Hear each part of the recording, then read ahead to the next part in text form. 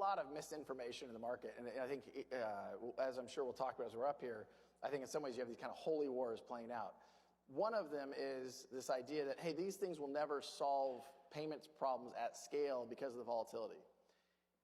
Let's think about that for a minute. So I can enable an XRP transaction in 3 seconds, and so I have to take the volatility risk of XRP for 3 seconds. Or I can use fiat and use a wire transfer, and I'll say through SWIFT, and that usually is about 3 days.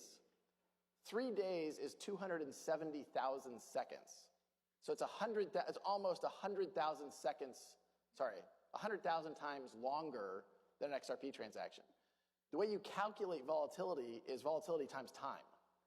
So if you reduce the time by a dramatic amount, even if the volatility is a lot higher, you actually have less volatility risk through an XRP transaction than you do a fiat transaction with SWIFT.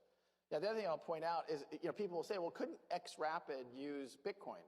And the answer actually is it could.